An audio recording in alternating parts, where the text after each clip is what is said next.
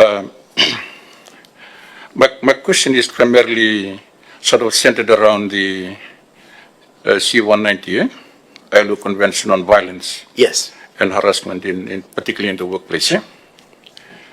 And Parliament is a workplace. Yeah. Some of the most heinous violence and crime have been committed in the Parliament of Fiji, and primarily on these premises. And where even the laws, and I recognize that you have, mentioned the past constitutions and how to relate to the human rights provision, which you have highlighted that the 2013 Constitution, has the best provisions of that. And since 87, 2000, and as you have correctly mentioned, 2006, human rights of members of parliament have been seriously eroded, if not affected. And there have been recent cases, recently here, which has been the subject of a lot of debate.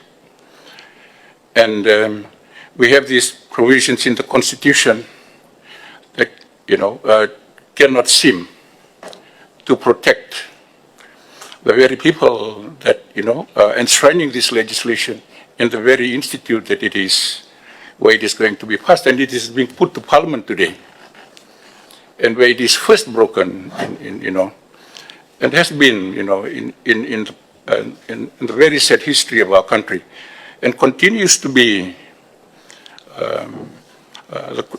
continues to be committed. And the question arises about the integrity of this very institution, and the leadership that goes into, that leads Fiji, particularly with regards, to this kind of violence and harassment, and Parliament is the first place. Yeah.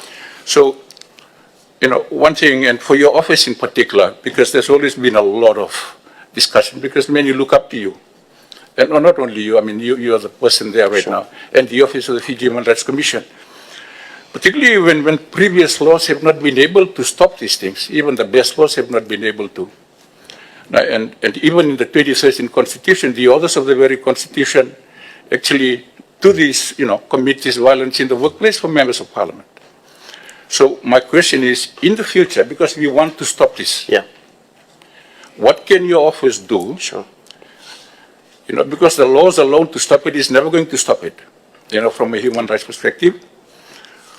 What can you do better, particularly now that we are going to ratify this in the future? And I see the passion that you have, and you do not have, and I'm sorry we cannot give you any more time to speak freely on this. It's just a very lengthy paper that I know, but I'm just saying, because I think no amount of talking by anyone, because now it's the time for action. Parliament needs to act. How can you work with Parliament better? At least then the very rights of the people who will ratify this treaty is going to be protected in their own house. Thank you.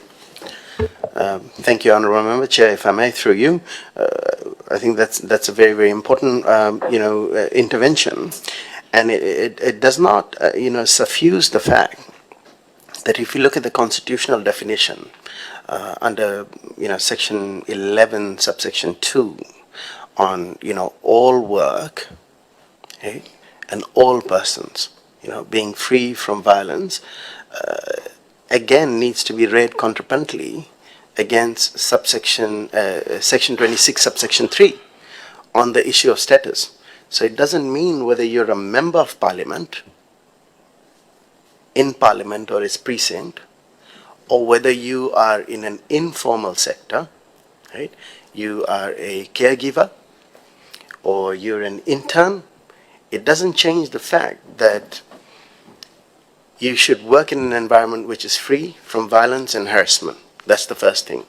The status does not change the fact that you should enjoy a work environment which is decent, which is free from violence and harassment.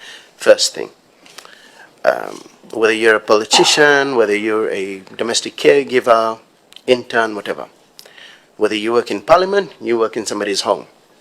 2, I think there needs to be a robust discussion about what is violence? What is harassment? I in a very cursory manner alluded to the fact that, violence is just not, physical, it's emotional, it's epistemological. Harassment is just not sexual. It pertains to discrimination on all other prohibited grounds of discrimination, and there's a need for national conversation around that. What the Human Rights and Anti-Discrimination Commission obviously needs to do is to have that conversation with Parliament and members of Parliament to talk about the fact that, look, these principles equally apply to you as much as it applies to anybody else out there.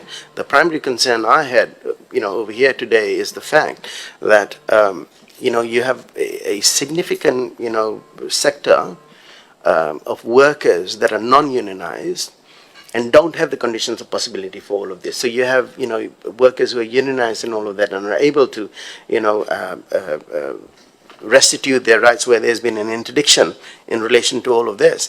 But there's a vast majority of people that don't have that kind of.